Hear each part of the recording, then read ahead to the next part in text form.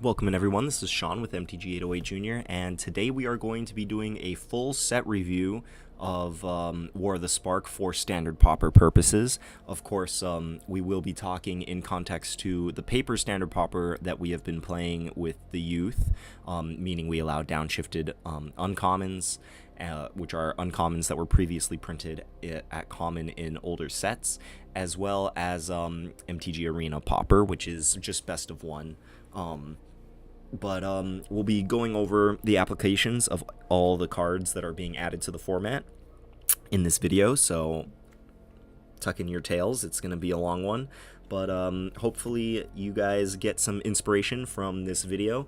And to the youth players that are listening, the next tournament that we have scheduled is going to be the scholarship tournament on May 18th, and that is going to be the first local tournament that we have here with War of the Spark legal. So I look forward to seeing the brews that everybody comes up with.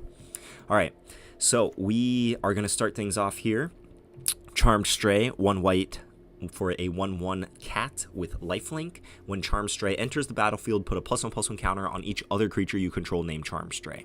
Now, I know that there are going to be people out there that look at this card and think, oh my god, if I start with 4 of these in my opener, I can go turn 1 Charmed Stray, turn 2, 2 more Charmed Strays, and then have a 3/3 lifelink, a 2/2 lifelink, and a 1/1 lifelink, and then on turn 3, you can play your 4th one and have a 4/4, a 3/3, a 2/2, and a 1/1, and the number of times that that's going to happen is going to be very, very small. Most of the time, this is going to be a 1-mana 1/1 lifelink, which is not the worst, but also probably worse than most other 1-drops that the white decks can play. Sacred Cat was a 1-mana 1/1 lifelink that was amazing because it had the Embalm mechanic, which allowed it to almost always be a 2-for-1.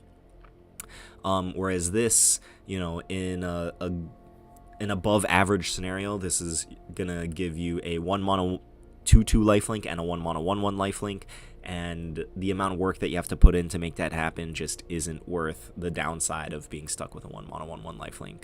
So, you know, if you want to go like all out on 1-drops and play Healer's Hawk and this new 1-drop that I'm going to talk about in a minute, as well as Rustwing Falcon and Charmed Stray and Sentry, Snubhorn Sentry, I think that this is playable, but I wouldn't put it in my deck before any of those other cards. So Charmed Stray, maybe gonna see some play, but there are better options on 1, in my opinion. All right, Defiant Strike. This card is a reprint, 1 white mana for an instant. Target creature gets +1/+0 until end of turn. Draw a card. So as a normal combat trick in an average white aggro deck, this is not going to be better than something like Moment of Triumph, because it's very rarely going to keep your creature from dying in combat. In fact, it'll never keep your creature from dying. It'll only allow your creature to trade up, since it doesn't give a toughness boost. But the fact that it does replace itself is relevant. But outside of like a Spells Matters theme, I don't think that Defiant Strike is going to see much play in Standard Pauper. This saw play in Real Standard because of a mechanic called Heroic that gave you a payoff whenever you targeted a creature with a spell. There are no cards like that in Standard Pauper currently, so I don't think this card is going to see play. Maybe if any of the Spells Matter payoffs want to dip into white, but right now it looks like the Spells Matters deck is going to be solidly blue-red, so I doubt Defiant Strike is going to see play in this format currently. All right. Next up, we have Gideon's Sacrifice, 1 white for a instant. Choose a creature or planeswalker you control, which there are no planeswalkers in Standard Pauper, so it'll just be a creature. So choose a creature you control. All damage that would be dealt this turn to you and permanents you control is dealt to the chosen permanent instead if it's still on the battlefield. So, best case scenario for this card, you have a big giant board, your opponent has a big giant board, one of you attacks, the other one blocks, a bunch of creatures are going to trade, you go ahead and cast Gideon's Sacrifice, prevents all the damage dealt to all of your creatures, and redirects it to one of your creatures instead. So while you're going to be dealing damage to all the creatures that you blocked or got blocked, only one of your creatures is going to die thanks to this card. So the blowout potential on this card is huge. That being said, the average interaction that you're going to have with this. You know, it's very rare that the boards build up to be as big as you would need to have this card be like a huge blowout. So, you know, you have to work pretty hard to get a 1-for-1 out of this, meaning, or I'm sorry, a 2-for-2 out of this. Meaning, like, you have 2 creatures, your opponent has 2 creatures, you're in a combat scenario where you want to trade both of them, and you end up saving one of them by redirecting the damage to the other one. You have to put in a ton of work to make that happen, and that just is to get a card out of this, right? Most of the time, this is gonna be a 1-for-1. You know, you're trading, you know, oh, my big dude is gonna live and my small dude is gonna die instead. I like my cards to have a little more impact on the board than that on average, so I think Gideon's Sacrifice is going to be a sideboard card for the white aggro decks. Oh, excuse me, for the white aggro decks. Moving forward, you know, maybe 2 in your sideboard for the matchups where the boards are gonna get big and stall out. And then if you're playing best of 1, you might want 1 of these in your deck. I don't think you ever want to draw 2, because when it's dead, you know, having 1 rotting in your hand, waiting for the perfect board to cast it on isn't the worst. But, you know, drawing more than 1 in a situation where it just does nothing is gonna just lose you the game. So in best of 1, I don't think you want to play more than 1. Probably just want to stick to 0. Okay, Longrun Enforcer is next. Longrun Enforcer is a 1 white for a 1/2 human soldier. And excuse me, it has an activated ability, 1 generic mana, and tap it to tap target creature with converted mana cost 2 or greater. So this is my pick for the #1 most impactful best card for Standard Pauper in this set. And the reason for it is that this ability to tap down creatures is just so impactful. It's great when you're ahead. It's great when you're behind. We saw Fanbearer be one of the backbone pieces of the white aggro deck last season, and Fanbearer was arguably worse than this. Fanbearer was the same casting cost, same stats, but you had to pay 2 generic mana and tap it to tap any target creature. This one is cheaper to activate, which is a bonus, and it has a restriction on that you can only target creatures that cost 2 or more. Very rarely are you going to want to target a 1 mana creature, all right? Healer's Hawk is the only one that comes to mind that you would probably really want to be able to tap down. But outside of Healer's Hawk, like, you're going to be wanting to target their biggest creatures with this activated ability. So it's not like it's even a drawback. It's just a really cheap activation. So the most common play pattern with this is going to be, if you're on your back foot, you're on defense, every turn when they enter their combat step, you are going to pay 1 and tap down their biggest attacker, essentially trading this for their best creature, this and a mana every turn for their best creature. If you are on offense, at the end of their turn, you can pay 1 and tap down their best blocker, and then on your turn before you attack, you know, Rune Enforcer untaps on your turn, and then on your turn before you attack, you pay another mana, and then tap their second best blocker. Now they're out 2 blockers, and you get to continue to pressure them. So Rune Enforcer, great when you're ahead, great when you're behind, all around best card in the set for Standard Pauper. All right, next up we have Battlefield Promotion, 1 white, 1 colorless for an instant. Put a +1/+1 counter on target creature. That creature gains first strike until end of turn. You gain 2 life. So a 2 mana combat trick. Adamant Will, I think, is the go-to 2 mana combat trick right now. That is, of course, a white and a colorless instant. Target creature gets +2/+2 and gains indestructible until end of turn. Indestructible is really big game, protects your creatures from removal, as well as allows them to win any combat.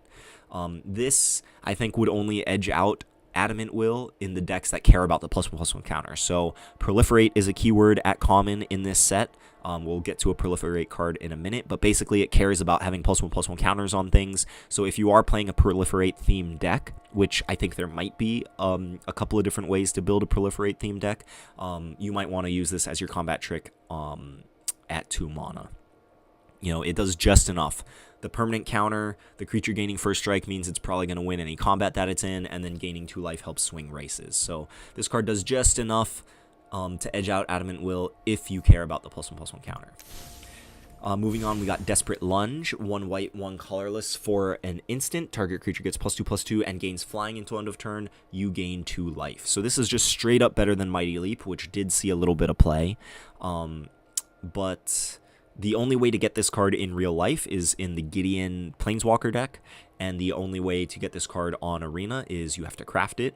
You will not open it in packs, but if you are in the market for a Mighty Leap, I think you just want to play Arrester's Zeal, which is the Addendum 1 mana trick. If you play it as a sorcery, then it gives flying. If not, then it's just 1 mana +2/+2.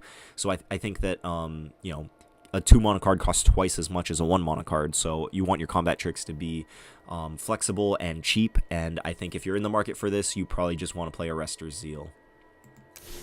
Moving on, we've got Divine Arrow. This is a functional reprint of Gideon's Reproach. So 1 white, 1 colorless for an instant. Divine Arrow deals 4 damage to target attacking or blocking creature. This effect is always solid. The last youth scholarship tournament that we had, Jacob was playing 3 or 4 of these in his mono white aggro deck, just as a way to, you know, it trumps your opponent's combat tricks. It pretty much kills anything. It's good on defense when they're attacking you. It's fine on offense. When you attack into a bigger creature, they block, and then before damage happens, you can pay 2 and kill their creature. Because it becomes a blocker once they declare it as a blocker, but you have a window to kill it before damage happens. So this is just an all-around good card. Gideon's Reproach does all the exact same things. One thing I do want to mention here is I've seen some of the students switching out Summary Judgment for Divine, or for switching out their Gideon's Reproaches for Summary Judgment, and their reasoning was that they want to be able to kill Persistent Petitioners. If you are playing an aggro deck, Gideon's Reproach is functionally as good as a Summary Judgment, because it allows you to make attacks into their 1/3s, and if they do choose to block, then you can Divine Arrow it. If they choose to try and not interact with you, then you just need to, you're not going to win by having an extra removal spell. You're going to win by being able to just attack every turn. Play a good curve and attack every turn. And then there are very few creatures with 5 toughness that Summary Judgment matters. The only reason I was playing Summary Judgment in my blue-white control deck is because it was a reactive deck and needed to kill Persistent Petitioners. But anyway, Divine Arrow, great card. I expect it to see tons of play. All right. Martyr for the Cause, 1 white, 1 colorless for a 2/2 human soldier. When Martyr of the Cause dies, you proliferate. So proliferate is a mechanic in this set. When you proliferate, you may, for each permanent and player in play that has a counter on it of any kind, when you proliferate, you may put an additional counter of that kind on that permanent. So the reason it's in this set is because Planeswalkers are everywhere in this set, and you can add loyalty counters to things. Again, no Planeswalkers at common, but there are going to be a fair amount of +1/+1 counters flying around in the format. So if you are playing a proliferate theme, you may want to think about this as your 2-drop. In general, though, if you don't have a proliferate theme, you probably just want to play your 2 mana 2/2 lifelinker in this slot if you're playing white and in the market for a 2-drop. So again, the proliferate deck probably will be a thing. Pouncing Lynx, 1 white, 1 colorless for a 2/1 cat. As long as it's your turn, Pouncing Lynx has first strike. White has already had this in Fresh Faced Recruit. It's seen a little bit of play. Again, I think that the 2 mana 2/2 lifelinkers are just better if you're wanting to be a white aggro deck, but you know, first strike is relevant. Notably, this cannot effectively attack into Persistent Petitioners without a combat trick, so that's one knock against Pouncing Lynx. But if you put this in your white aggro deck, you won't be unhappy, but I do think there are better options on 2. Speaking of better options on 2, we've got War Screecher, 1 white, 1 colorless for a 1/3 bird creature with flying. We've already seen Concordia Pegasus and Skyblade Legionnaire, I think, is the other one. That is just a 1 white, 1 colorless for a 1/3 flyer. Those have seen play in Standard Pauper already, and this just has Complete upside, it has an ability, 1 white, 5 colorless, so 6 total. Tap it, other creatures you control get +1/+1 until end of turn. So I don't think every single white deck is going to want to play this on 2. Again, the 2 mana 2/2 lifelinkers are very good at racing other aggro decks, but if you are looking to take to the skies with your 2-drop, this is a great option. It blocks early, it can attack on a clogged up board, and then if you do have a clogged up board, then if you mana flood out a little bit, it's a mana sink in the late game. So I would not be surprised if this became a 4 of in most, if not all, of the white aggro decks. Moving on to the 3-drops, we've got Makeshift Battalion, 1 white, 2 colorless for a 3/2 human soldier. When Makeshift Battalion and at least 2 other creatures attack, put a +1/+1 counter on Makeshift Battalion. So this is potentially attacking as a 4/3 on turn 4 if you went 1-drop into 2-drop into 3 into this. While that curve is not unheard of, the odds that you didn't trade off one of those creatures or have it die to a removal spell or beforehand is pretty low. So we want to compare this to other 3-drops available in the format. Blade Instructor has been my go-to white 3-drop. Territorial Hammerskull is also very good. I don't think this is going to edge out either of those because the number of times that you attack with this and you're not able to trigger it is going to be, I think, more than 50%, in which case this is just a bad 3 mana 3/2. All right, Rising Populace, 1 white, 2 colors for a 2/2 human. Whenever another creature you can or planeswalker you control dies, put a +1/+1 counter on Rising Populace. So again, we see the +1/+1 counters. A 3 mana 2/2 is below rate, but if you are either going wide, meaning you're making a bunch of tokens and playing a bunch of small creatures, this might be a decent payoff card for that, or if you care about the +1/+1 counters. So in your proliferate deck, you may want to think about this as your 3-drop. Moving on, we got Teo's Light Shield. 1 white, 2 colorless for a 0/3 illusion. When Teo's Light Shield enters the battlefield, put a +1/+1 counter on target creature you control. Again, we're seeing the +1/+1 counter theme.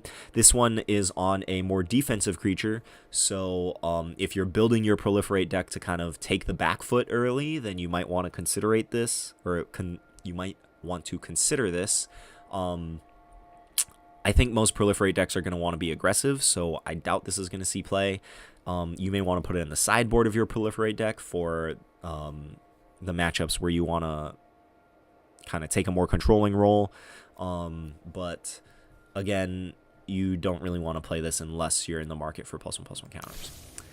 Here we have Topple the Statue, 1 white, 2 colorless for an instant. Tap target permanent. If it's an artifact, destroy it. Draw a card. So 3 mana to tap a permanent, draw a card is pretty clunky and slow. You're really only playing this if you're planning on killing artifacts with it. I think most standard Pauper decks are going to want to just play Invoke the Divine if they're in the market for a card like this. But if you are playing best of 1 and you really want to be able to kill artifacts for whatever reason, this is an okay main deck card. I really wouldn't play too many of them in your main deck, though. Trusted Pegasus. This is an amazing 3-drop. 1 white, 2 colorless for a 2/2 Pegasus with flying. Whenever Trusted Pegasus attacks, target attacking creature without flying gains flying until end of turn. So we already have Pegasus Courser is the one at this casting cost for a 1/3 with the same ability. Being a 2/2, I think, is way better for the aggro decks. Just giving up that point of toughness for the extra point of power means that this may become your go-to 3-drop in your white aggro decks. The other Pegasus Courier, Pegasus whatever, that card was already fine when you curved like 2 mana 2/2 lifelinker into that, and then you could just make sure that your lifelinker always connected every turn, and because you're gaining life, you're probably winning a race. But so this plays that same plan, but you know, you have 1 more point of power. So I like Trusted Pegasus, would not be surprised if it saw tons of play. All right, Ironclad Crow, 1 white, 3 colorless for a 2/5 beast. You can get better stats for this on your 4-drops. Do not put this in your standard Pauper deck. Okay. Next up, we have Loxodon Sargent. 4 mana.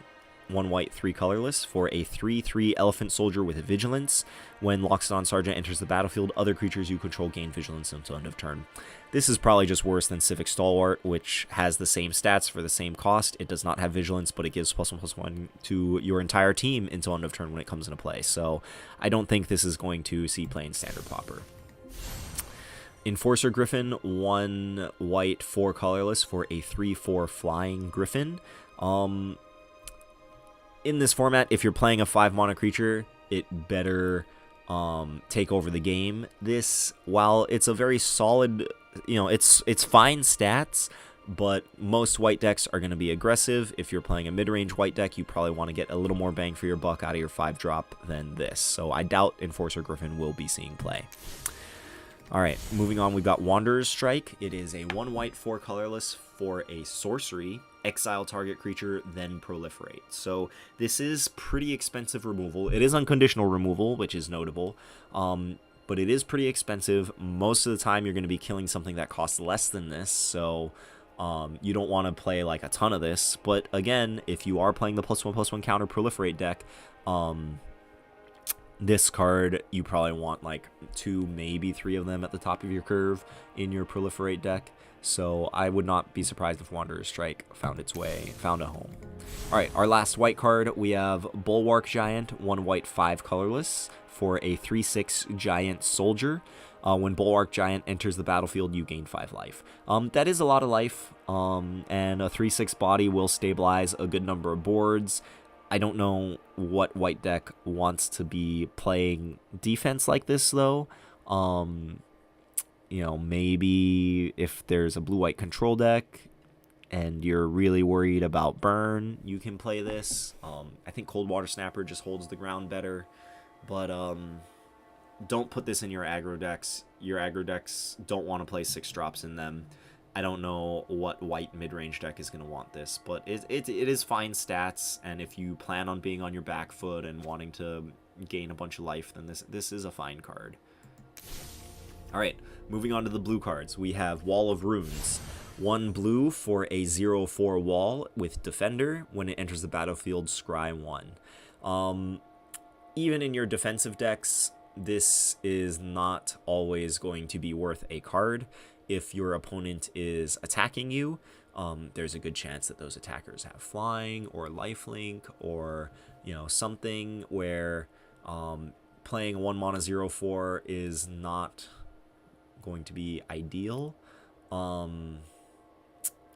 That being said, a 1-mana 0/4 does block a lot of things. It will block most 3-drops. So if you are playing a control deck, maybe you want to consider this card. But outside of like a dedicated control deck, don't put this in your deck. Alright, Callous Dismissal, 1 blue and 1 colorless for a sorcery. Return target non-land permanent to its owner's hand and amass 1. So we're used to seeing bounce spells like this on instants, but this one is a sorcery, so you can't like return their creature to their hand after they play their combat trick, or like block their creature and then save your creature before it dies to damage. You can't do that with this spell, but the fact that you do get to amass is relevant. So amass is a keyword in this set that says, what is the official wording on amass? Right here. Okay, amass says put a +1/+1 counter on an army you control. If you don't control one, then create a 0/0 black zombie army creature token first. So if you don't have a zombie army in play yet, then it creates a 1/1. If you do have a zombie army in play already, it makes it bigger by 1. So, a 2-mana bounce spell that leaves behind a 1/1, that's pretty solid. If you are playing an aggressive blue deck, that just wants to like clear the way for stuff and get power in play, this is a very, very solid option. So we haven't seen very many aggressive blue decks yet, so I don't think this immediately slots into a home, but it is something to think about. Next up we have Contentious Plan, 1 blue, 1 colorless for a sorcery. Proliferate, then draw a card. So if you have a bunch of +1/+1 counters, your amass tokens will have +1/+1 counters. then this card is worth playing. If you don't have any synergies with Proliferate, then don't put this in your deck. But, you know, for the Spells Matters cards, I don't think very many of the Spells Matters cards... Oh, no, there are some Spells Matters cards that make +1/+1 counters, so this may go into the Spells Matters deck. It is competing with Radical Idea for a slot in that deck. Maybe you want to play both, I'm not sure. But outside of the Spells Matters deck, I don't think this card is a Spells Matters or you know, +1/+1 counter theme. Alright, Erratic Visionary, 1 blue, 1 colorless for a 1/3 human wizard. Pay a blue and a colorless and tap it to loot, which means to draw a card, then discard a card. So this is kind of expensive for an activated ability, but if you're in the market for a 2-mana 1/3, you just want some early blockers and you want your card to give you value if the game kind of goes long, then this card is gonna fit that niche. I don't know what deck exactly wants that. It is like your control decks, they kind of just want to hit all their land drops, so you're not always going to have cards that you want to discard, and the control decks get pressured pretty heavily by the aggro decks to the point where I don't know if you're necessarily going to have the mana to activate this. Also, there is the problem of you know, the aggro decks usually have some amount of removal, which if you play a creature like this, it's just going to be a lightning rod for it. But this might go into the control decks of the metagame. We will see. Alright, next up we have Kaz Minas Transmutation, 1 blue, 1 colorless for an enchantment aura. Enchant creature. The enchanted creature loses all abilities and has base power and toughness 1. So this is pretty powerful. You spend 2 mana, you can turn their 3 mana or 4 mana creature into a 1/1. However, this isn't the best against the deck full of 1 mana and 2 mana creatures, right? Turning their 2/2 into a 1/1 isn't really worth a card. So if you play this, you want to play it in decks with like blockers such as Erratic Visionary that kind of blank a 1 mana or a 1/1 creature. I don't think you want to play too many of this card, but if you are playing like an aggressive blue deck, you may want to consider playing some number of this. It's pretty good at removing blockers. Alright, Sky Theater Strix is a 1 blue, 1 colorless, 1/2 bird with flying. And it says, whenever you cast a non-creature spell, Sky Theater Strix gets +1/+0 until end of turn. So this is one of the payoffs for the Spells Matters deck. Of course, that is a deck that just wants to play a bunch of cheap spells and then play a bunch of creatures that care about you casting spells. So that deck previously didn't have the best options on 2, and this is a very solid option to have on the 2-drop slot. It doesn't really block that well, but it does have flying. So this is, if there is a Spells Matters deck, I would be surprised if this is not in it. Next up we have Teferi's Time Twist, the Triple T. 1 blue, 1 colorless instant, exile target permanent you control, return that card to the battlefield under its owner's control at the beginning of the next end step. If it enters the battlefield as a creature, it enters with an additional +1/+1 counter on it. I don't think there are very many situations where this is going to be great.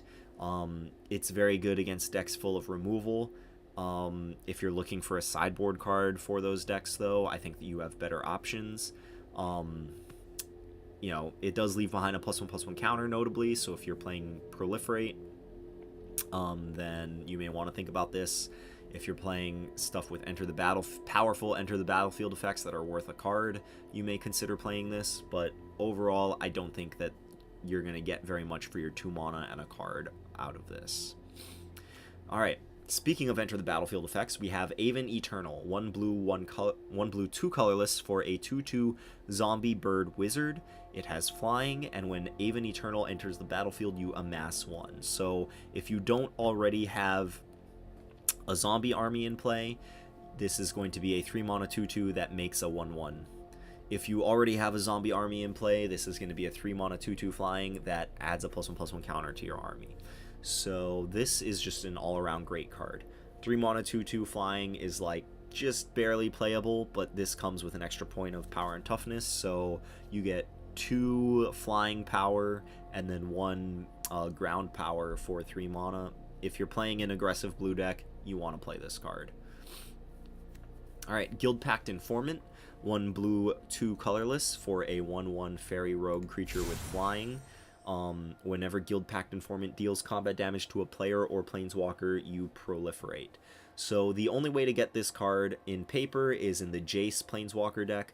The only way to get this card in Arena is to craft it, but this is a pretty powerful effect. A 3 mana 1/1 flyer is very slow, very fragile, very easy to get outraced. But if you are connecting every turn and getting 1 or 2 counters each turn off of this, this will spiral out of control pretty quickly. So it's a high risk, high reward card.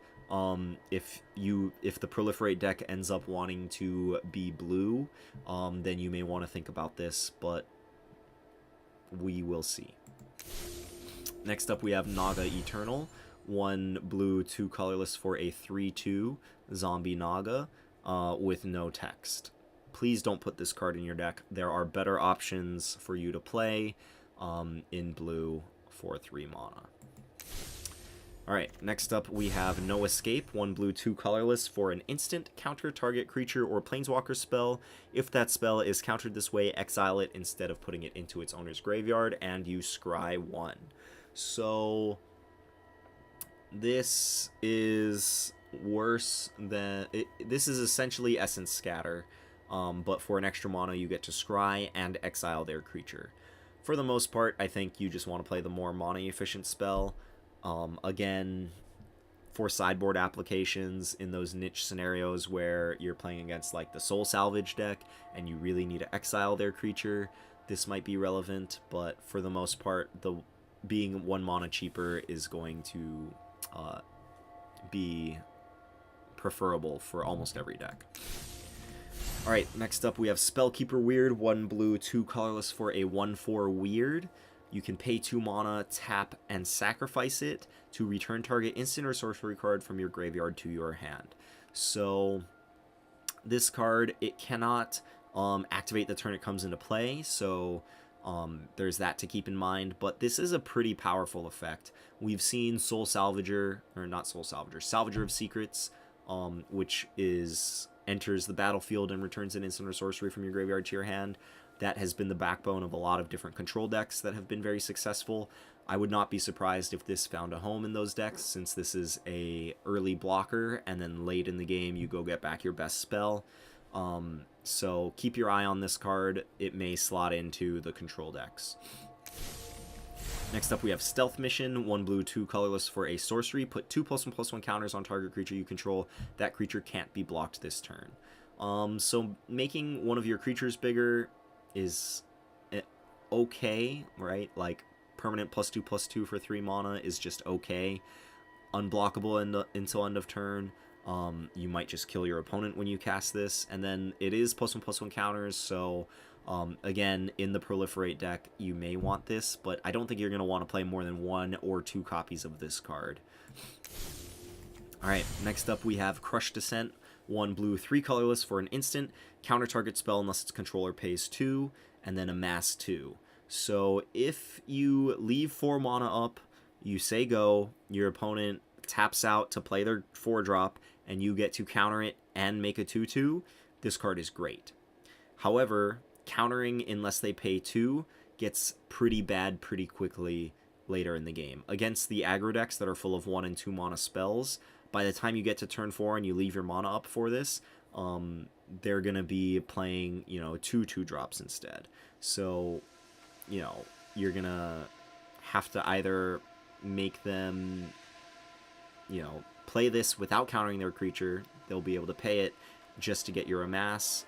But I honestly think this card is a little too clunky to see play. Alright, next up we have Relentless Advance, 1 blue, 3 colorless for a sorcery. It just says amass 3. So if you don't have a zombie army in play yet, then it just is 4 mana, make a 3/3. If you do have a zombie army in play, then this is 4 mana, put 3 +1/+1 counters on your zombie army. This is interesting. Like, the drawback of amass is that you don't get to choose, right?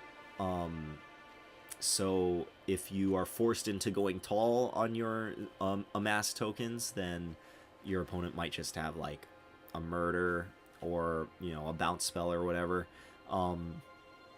So I do think that this card is pretty narrow. If you're really into proliferating, then you might want this to be your 4-mana creature. It's not the worst, but I think, you know, like Skitter Eel is probably just a better card at that point. Alright, Tammy's Epiphany. I am stoked about this card. 1 blue, 3 colorless for a sorcery. Scry 4, then draw 2 cards. Scry 4 means you look at the top 4 cards of your deck. You may put any number of them on the bottom, and then the rest on top of your library in any order. That is big game. Being able to look at 4 cards, if you don't like any of them, then draw 2 fresh cards. That's a lot of digging for 4 mana. So, will the control decks want to play this instead of Secrets of the Golden City or Divination? It is a little more expensive, so it is a little slower, but the control decks are really good at just keeping the board clear and then refueling. This is going to be a really nice option for them. Yeah. Secrets might still be better for locking up a long game because drawing 3 is very nice, but you know, late in the game, lands are essentially dead, so scrying lands to the bottom is sort of like drawing a card. So Tammy's Epiphany will probably see play in the control decks. Alright, next up we have another Spells Matters card. Thunder Drake is a blue and 3 colorless, or 3 generic, for a 2/3 elemental drake with flying. Whenever you cast your second spell each turn, put a +1/+1 counter on Thunder Drake. So if your deck is full of really cheap spells, and noted this says spell, which creatures are spells, if your deck is just full of really cheap creatures and instants or sorceries, then this card is going to be amazing. Basically every turn it's going to grow. So it starts off as a 4-mana 2/3 flyer, which is not great, but you know, if you play this on turn 5 and then play a 1-mana spell, all of a sudden you have a 3/4 flyer, and it is a 3/4 flyer thanks to a +1/+1 counter, which means that Proliferate can do its thing. So I think Thunder Drake is going to spawn a bunch of new archetypes that are going to try and kind of build around this. The Spells Matters decks are going to be full of cheap instants and sorceries, so this will probably slot right into that, and maybe even bleed into a couple other archetypes. Alright, next up we have Ox Skulker for 1 blue, 4 colorless for a 3/4, or excuse me, a 3/5 Nightmare, and you can pay a blue and 3 colorless to give it unblockable this turn. This is an okay set of stats. It's got a big butt, so it does a good job of blocking, and then making it unblockable, I guess, lets you kind of pressure them once the board is locked up. All in all, 5 mana is a really weird spot to be in this format. You want your 5 mana cards to kind of like win you the game, but none of the 5 mana commons are really that powerful enough. So, you know, this doesn't draw you a card, it doesn't kill a creature, it just kind of sits there, might kill them later. I think you can do better on 5 if you're in the market for a 5-drop. Alright, Totally Lost, 1 blue, 4 colorless instant, put target non-land permanent on top of its owner's library. Hard pass.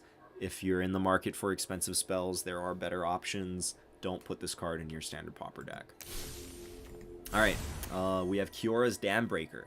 1 blue, 5 colorless, so 6 mana for a 5/6 Leviathan.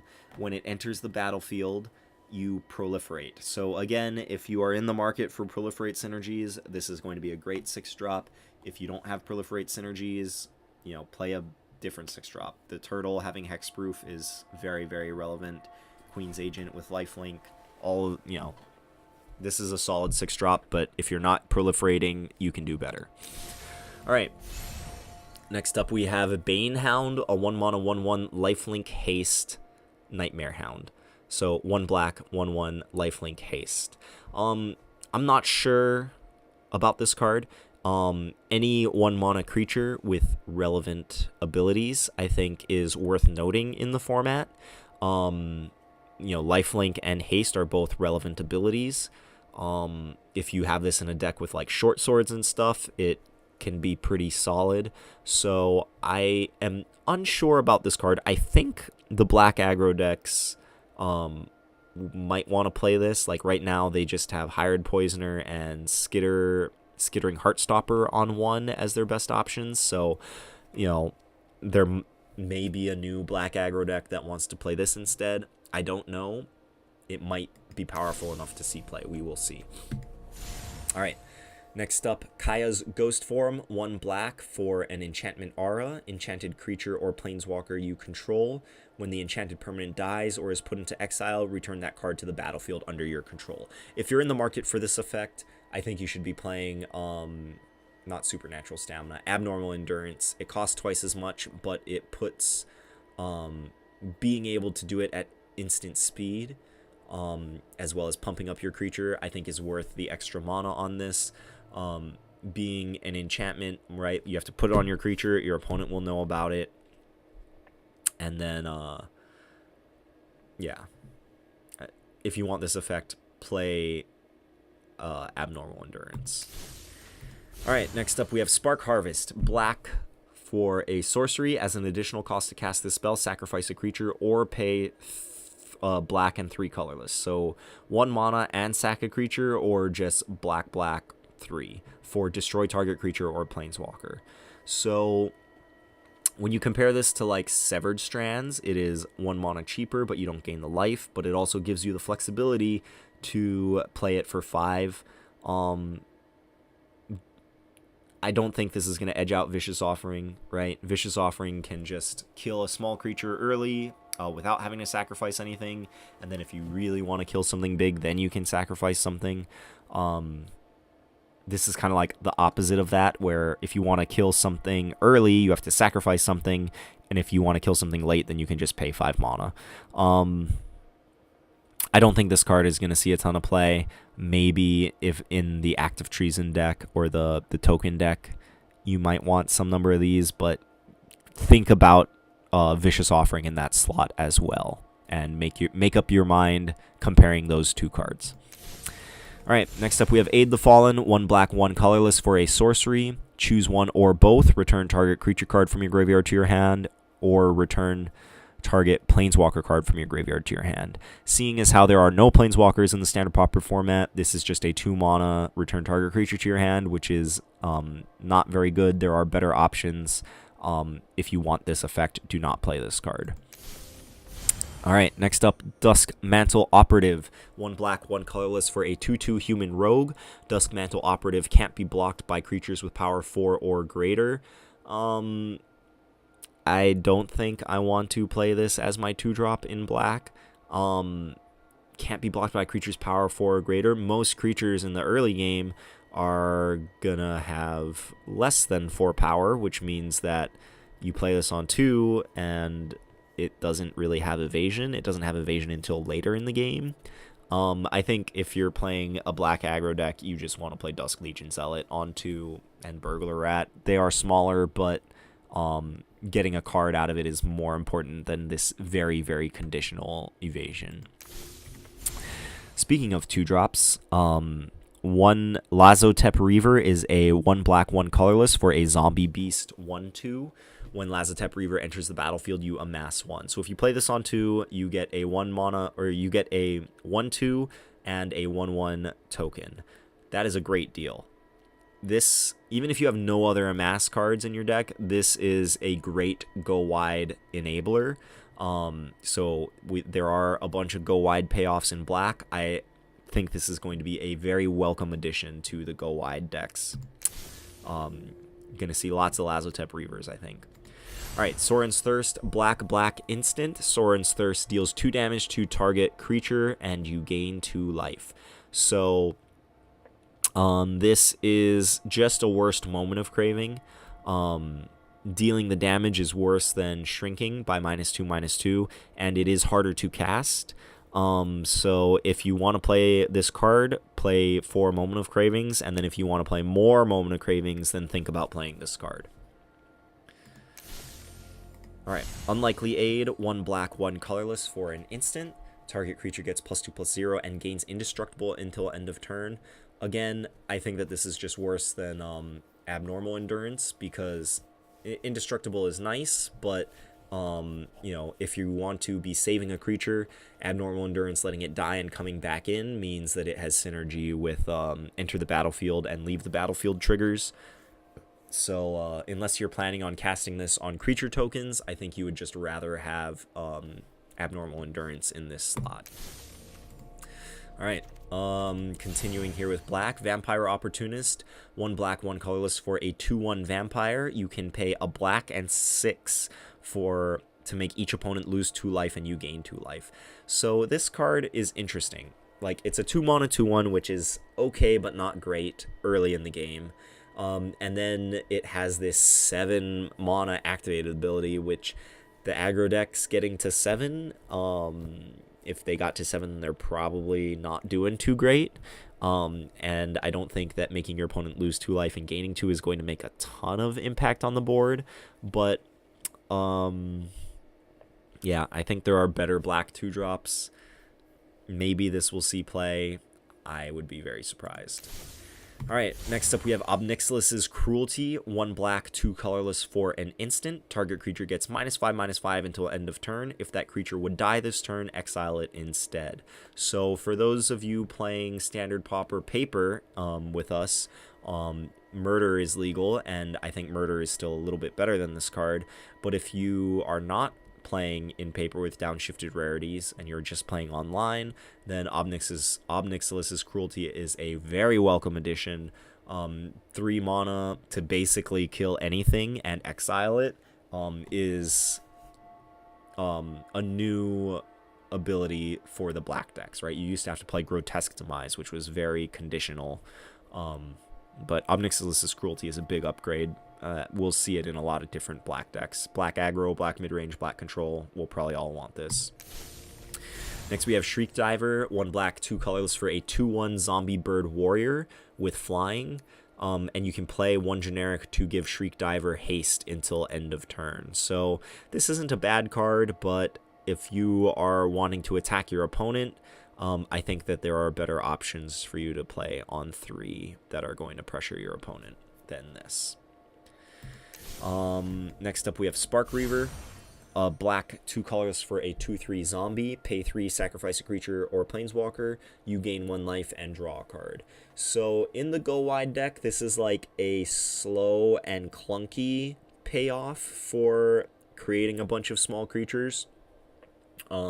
So I don't know if the Go Wide decks are going to really be in the market for this, but it is a consideration to at least think about if you are building a Go Wide deck.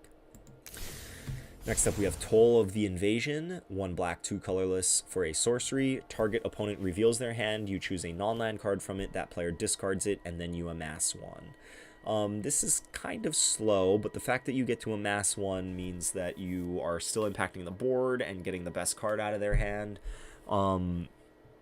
This is a sideboard card, I think, at best, right? Like, late in the game, your opponent might not have cards in their hand. You draw this, you have to pay 3 to amass 1. That's not a great deal. And then if you play this on 3, you know, you're spending your 3rd turn getting their best card out of their hand, but you're also only adding a 1/1 to the board, which means that you might be falling behind on board. So a sideboard card at best. Don't put this in your main deck. Next up we have Vraska's Finisher, 1 black, 2 colorless for a 3/2 Gorgon Assassin. When Vraska's Finisher enters the battlefield, destroy target creature or planeswalker and opponent controls that was dealt damage this turn. So if you are playing a deck that wants to have a bunch of small creatures attack into blockers with bigger butts, this will help you finish them off.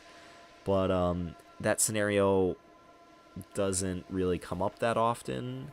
So, you know, just playing a 3 mana 2/2 Death Toucher in this slot might be better. The extra point of power is nice, but I don't think Vraska's Finisher is going to see a ton of play.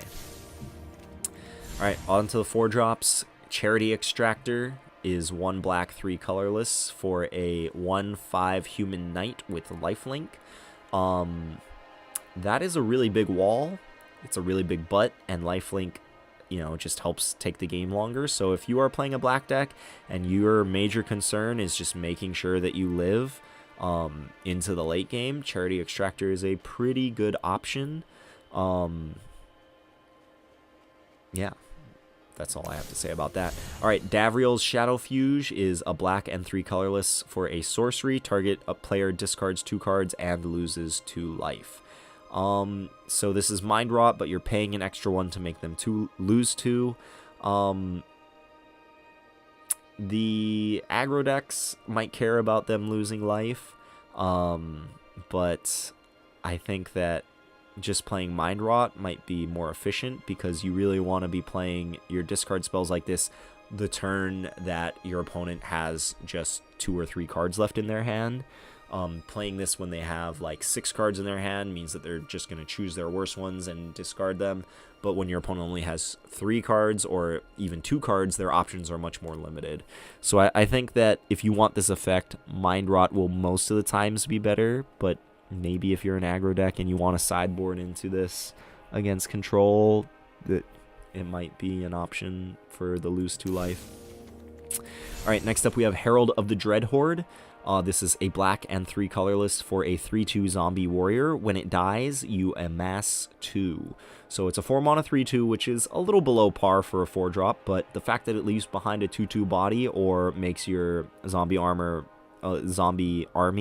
+2/+2 is very good. So this, if you're playing a go wide deck, or even just like a value deck, then I think that you should consider this card. Mazatec Behemoth, a black and 4 colors for a 5/4 vanilla. Don't put this card in your deck. If you want a 5-drop, play a 5-drop that's going to get you value. Alright, Tithe Bearer Giant, 1 black, 5 colorless for a 4/5 giant warrior. When it enters the battlefield, you draw a card and you lose 1 life.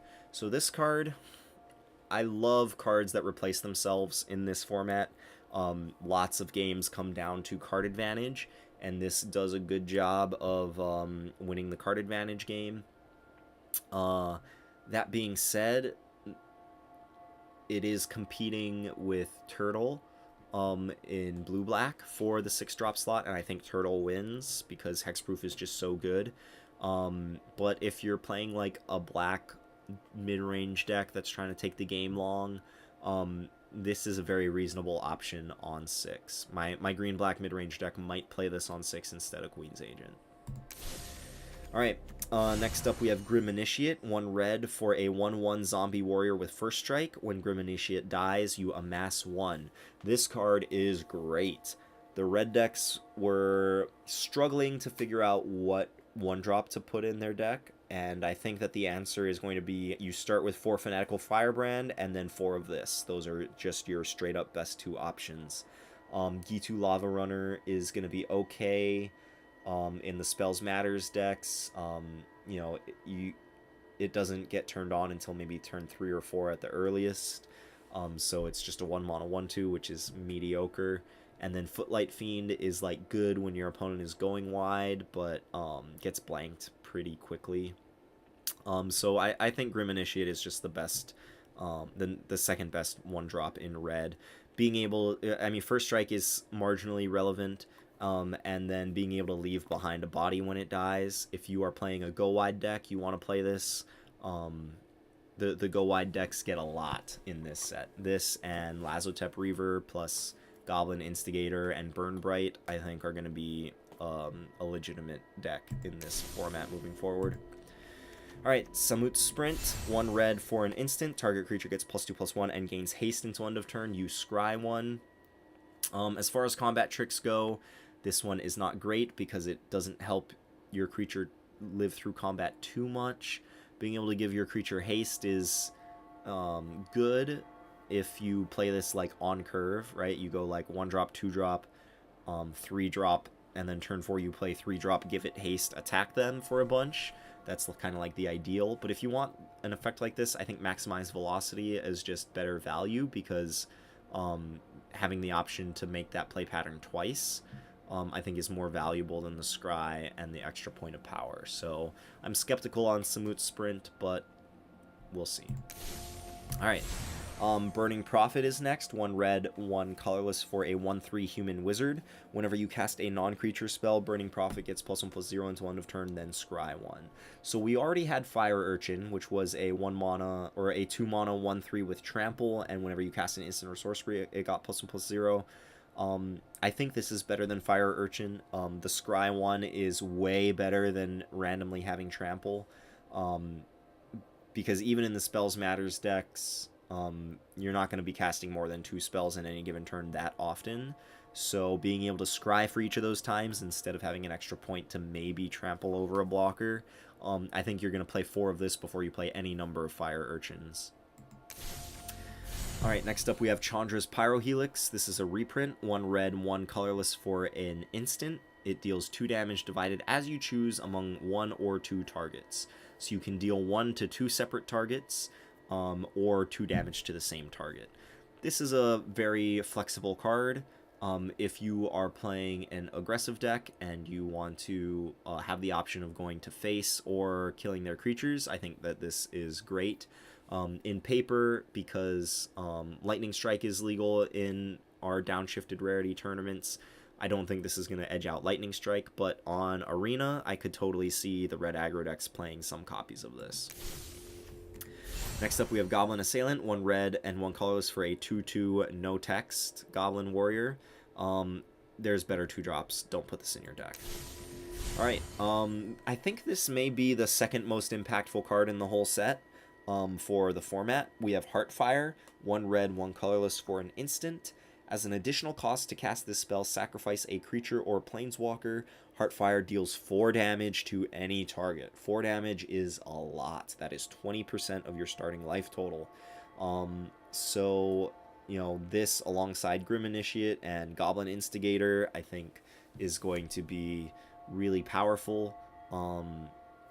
You don't want to play 4 in your like curve out red decks that are trying to get up to if you're not playing a ton of 1-drops or a ton of go wide stuff, you don't want to play 4 of this card. But in just the regular Boros aggro decks that we've seen, or the regular curve out mono red decks, I think you want to have like 2 of this in your hand, and the times when you just kill your opponent with it, you don't care if you're sacrificing a creature if your opponent is just dead. So this card is great. It's not an auto 4 of in every deck. You do have to kind of work a little to make sure that you always have the creature, but I do think in any red deck that has at least 20 creatures in it, you want to play at least 2 of this card.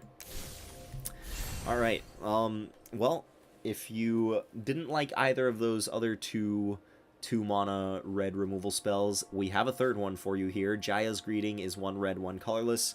Instant, Jayas Greeting deals 3 damage to target creature, and you scry 1. I love this card. I have been playing blue-red Control as the end boss match in paper, and have been playing Lightning Strike in it. But I think that in the Control deck, playing this is better. The Control deck almost never goes to face with Lightning Strike, and being able to just scry 1 to help smooth out your draws is such a big upgrade. And then, of course, online, when I was playing the blue-red Control deck, I had to play Ragefire, which was a sorcery and had no scries, so this is just a huge upgrade for that deck, and I am so excited.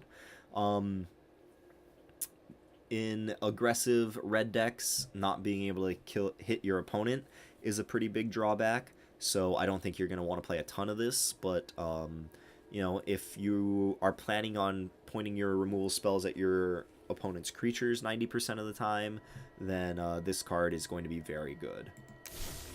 Alright, Nahiri's Stoneblades, 1 red, 1 colorless for an instant. Up to 2 target creatures each get +2/+0 until end of turn.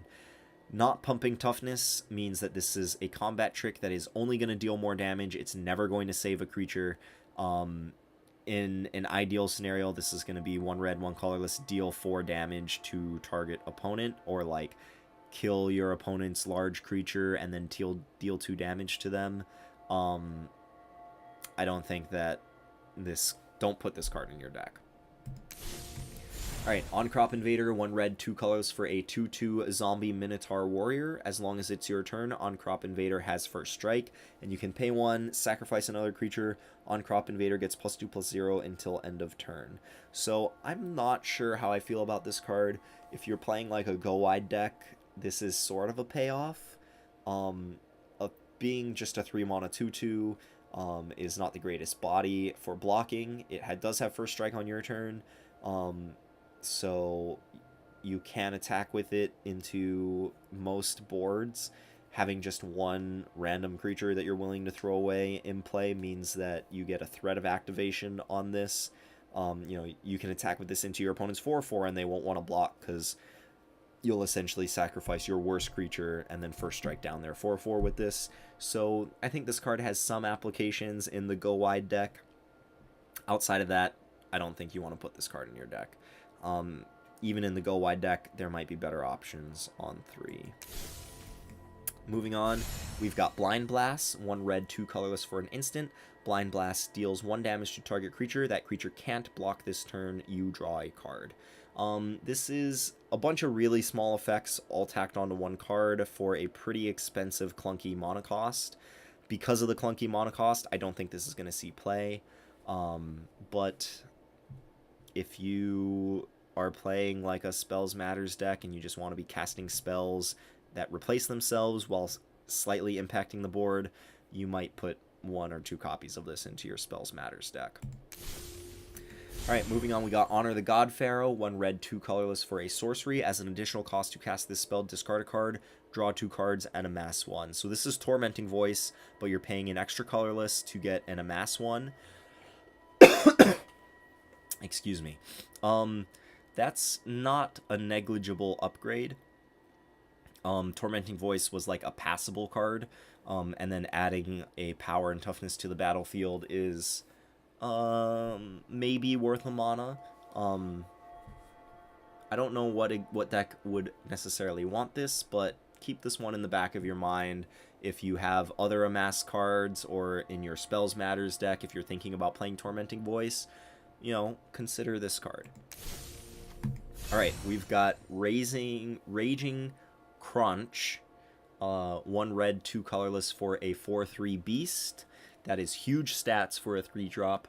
However, the drawback is Raging Crunch cannot attack alone, so it has to attack with other creatures. It can block alone, so even if you don't have any other creatures in play, this will still at least block your opponent's creatures. However, most red aggro decks are going to just want to have a bunch of creatures in play when you play this, and then just start attacking with it on turn 4. Is this better than Wojek Bodyguard, which has a similar drawback? 1 less toughness, or I'm sorry, 1 less power, but it has Mentor. I think Wojek Bodyguard is a better card than this in like 90% of the time. Alright, we have another Spells Matters card here. Spellgorger Weird, 1 red, 2 colorless for a 2/2 Weird. Whenever you cast a non-creature spell, put a +1/+1 counter on Spellgorger Weird. Wow, that is powerful. So We Dragnaughts is legal in our paper tournaments because it's an uncommon now, but it was a common when it was first printed. And We Dragnaughts has kind of allowed there to be a Spells Matters deck. That has been like fringe playable, not tier 1, but it's been solid. And I think that this card is better than We Dragnaughts. Giving a permanent +1/+1 every time you cast a spell, right? Every time you opt, you put a +1/+1 counter on this. Every time you Warlord's Fury, you put a +1/+1 counter on this. Crash Through and put a +1/+1 counter on this. And you're drawing a card the whole time. This card is great. Put this in your Spells Matters deck. If you're playing like a burn heavy red deck, you may want this in that deck as well. Alright, closing out the red here, we got Demolish. 1 red, 3 colorless for a sorcery. Destroy target artifact or land. Don't put this into your deck. If you're killing land with it, you're spending 4 mana to kill something that they didn't pay any mana for. And unless your opponent is stuck on like 2 lands, then this card is just going to do nothing almost all the times. Don't put this card in your deck. If you want to kill artifacts, play Smelt. It costs 1. It's an instant. It's much better. Alright, Goblin Assault Team. 1 red, 3 colorless for a 4/1 Goblin Warrior with haste. When Goblin Assault Team dies, put a +1/+1 counter on target creature you control. So the ideal scenario with this is your opponent has no creatures in play, you pay 4 mana, you get to hit them with it, they take 4, and then the next turn when they play their creature to block it, then you trade and leave a counter behind on something. Again, it is a counter, so that's relevant for proliferate stuff. I think this is a reasonable consideration for 4-drop slots in aggressive decks, so keep your eye out for this one. Turret Org, 1 red, 3 colorless for a 4/3 Ogre Warrior with Reach. Interesting to have Reach on a red card like this. When Turret Ogre enters the battlefield, if you control another creature with power 4 or greater, Turret Ogre deals 2 damage to each opponent. I don't hate this card. I don't think you're very often going to get to trigger it. There are not a lot of 4-powered creatures in Standard Pauper that are going to come down before this. Raging Crunch is a notable one, but I don't think you're going to get the trigger on this very often, and a 4-mana 4/3 Reach is just okay. So maybe Turret Ogre will find a home if there's like a way to make the power 4 or greater deck work, but I don't think it'll see play outside of that. Chain Whip Cyclops, 1 red, 4 colors for a 4/4 Cyclops Warrior. Pay a red and 3 colorless. Target creature can't block this turn. So that's a pretty good monosync for the late game for you to have in your red deck, but you got to compare this to other red 5-drops. There is the red, the 1 red, 4 colorless 6/5 Ogre from Ravnica Allegiance, and I think just having the more stats is going to be more relevant more of the time than this activated ability. So I don't think this is going to see very much play. All right, Sarkhan's Catharsis for a red and 4 colorless for an instant. It deals 5 damage to target player or planeswalker. This is just Lava Axe, but at instant speed. Lava Axe is an okay curve topper for your burn or aggressive red decks. I think it's a pretty good sideboard card against like the slower decks that are trying to kill your creatures. So if you were going to play Lava Axe, just play this instead. Instant speed means that you can like try and juke out your opponent's counterspells. It won't be a big difference most of the time, but in the situations that it is, you're going to be thankful that you're playing it instead of Lava Axe. Last red card we got here is a doozy. 1 red, 5 colorless for a 4/5 zombie Manticore. This card is called Invading Manticore. When Invading Manticore enters the battlefield, you amass 2. So it is 6 mana for a 4/5 and a 2/2. So essentially, you're paying 6 mana for 6 power and 7 toughness on the board. That is just a great rate. I don't know what red decks really want to curve up to 6. Most red decks kind of try to keep the curve low. But if you are trying to build a red deck that is trying to get to 6 mana, this is a very good option. Alright. Moving on to green. We've got a Boreal Grazer. 1 green for a 0/3 beast. It has reach, and when a Boreal Razor enters the battlefield, you may put a land card from your hand onto the battlefield tapped. Now, this is a land coming into play from your hand, a land that you were just going to put into play next turn. So that is not quite worth a card, being able to put a land into play ahead of time. And the 0/3 body is very rarely going to be relevant. So maybe you bring this in if you're playing like a mid-range green deck. Maybe you bring this in as a sideboard card against aggro, but if you draw this late in the game, then it just is a 1 mana 0/3 and it just feels bad. I'm pretty sure that you just never want to have this in your deck. Alright, next most impactful card. I think this is the number 3 most impactful card in the set. Giant Growth is a reprint. This is a throwback, was originally printed all the way back in Alpha, the very first Magic set. We have 1 green for an instant. Target creature gets +3/+3 until end of turn. So the mono green aggro deck that has been doing very well in our youth tournaments here locally, played by JP, has been playing Might of the Masses as a 1 mana combat trick. Sometimes Might of the Masses is better. You know, I've seen JP cast that card and get 5, 6 power off of it. But Might of the Masses is only legal because of the downshifted rarity rule. If you want to play on MTG Arena, you gotta not play Might of the Masses, and I think Giant Growth is your best option. Giant Growth might just be better than Might of the Masses because, like, in the mid game, having guaranteed +3/+3, you know, sometimes Might of the Masses is just +1/+1. So Giant Growth, amazing card. You're playing a green aggro deck, play Giant Growth. It is way above rate for a pump spell. Alright, next up we got Force Landing, 1 green and 1 colorless for an instant. Put target creature with flying on the bottom of its owner's library. Is this better than Plummet? Very, very niche applications where it matters the difference between the bottom of their library and their graveyard, but, you know, if you're trying to dodge soul salvage effects, then maybe you want Force Landing instead of Plummet. Alright. Crunch Wrangler, 1 green, 1 colorless for a 2/1 human warrior. It has trample, and whenever a creature with power 4 or greater enters the battlefield under your control, put a +1/+1 counter on Crunch Wrangler. So we are seeing a theme, a sub-theme this set with power 4 or greater.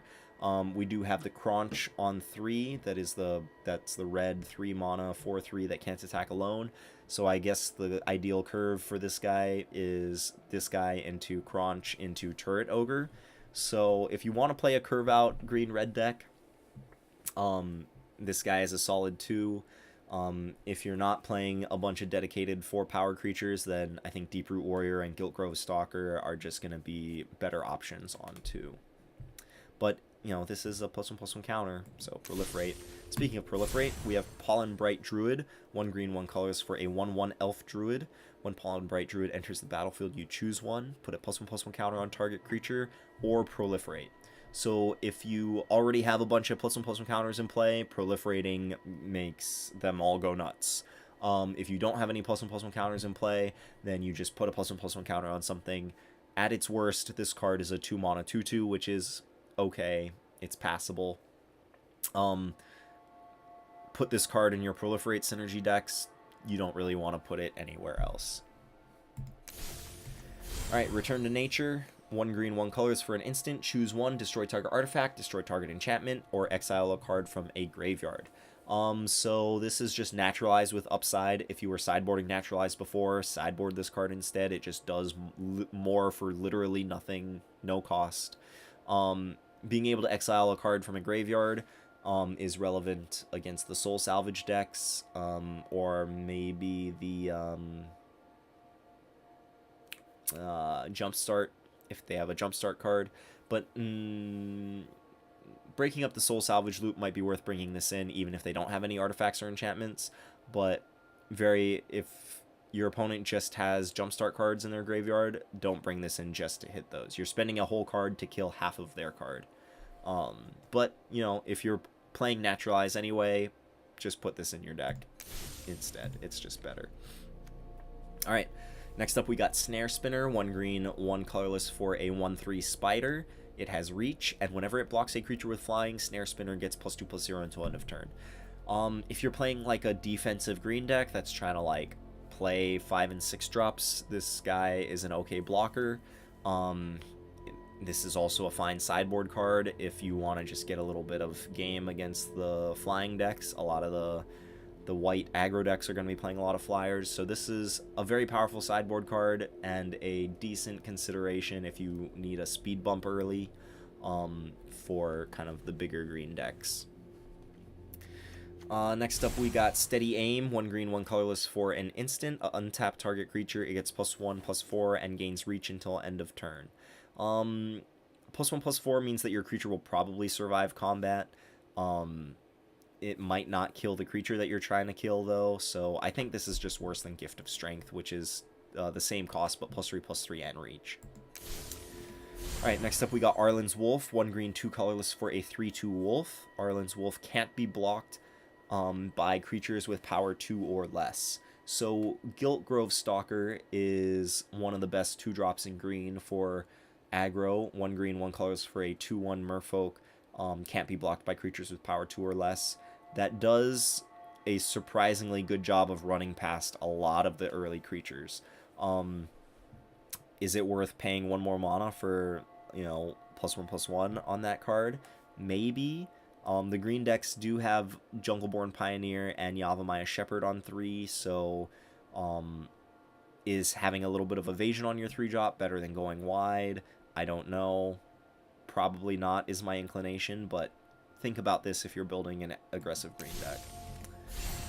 Band together, 1 green, 2 colorless instant. Up to 2 target creatures you control each deal damage equal to their power to another target creature. So notably, their creatures do not fight back. You're just punching them with your 2 creatures. And then being able to target 2 creatures you control means that your 2 smaller creatures can gang up and kill their bigger creature. Or, you know, if they have a removal spell in response, your creature that's still left over will still deal its damage. So that all that being said, I think this is just worse than Rabid Bite. The extra mana is not worth the slight upside of being instant and getting to target an additional creature. You want your removal to be efficient because most of the creatures in this format cost 1, 2, or 3 mana. So spending 2 mana to kill a 2 mana creature is an okay trade. Spending 3 mana to kill a 2 mana creature feels bad. Alright, next up we got Courage in Crisis. 1 green, 2 colors for a sorcery. Put a +1/+1 counter on target creature, then proliferate. You have to have a lot of +1/+1 counters in play for this card to feel like you're getting a good deal. So maybe play like 1 or 2 of these in a dedicated proliferate deck and just play 0 in any other deck. Alright, Crawl Stinger, 1 green, 2 colors for a 2/2 insect assassin. And it has Death Touch. We have seen the 3 mana 2/2 Death Touchers see play in decks before. It would not surprise me if they made their way back into decks again. Something to think about. You have tons of options. You have Basilisk, you have Gorgon, you have all sorts of options. Alright, New Horizons is a reprint. I think it has already been in the format, but 1 green, 2 colorless for an enchantment aura, enchant land. When New Horizons enters the battlefield, put a +1/+1 counter on target creature you control. So that goes well with proliferate synergies. And then also enchanted land has tap, add 2 mana of any 1 color. So that means that the land now produces 2 mana instead of 1. So you're not making 2 additional mana.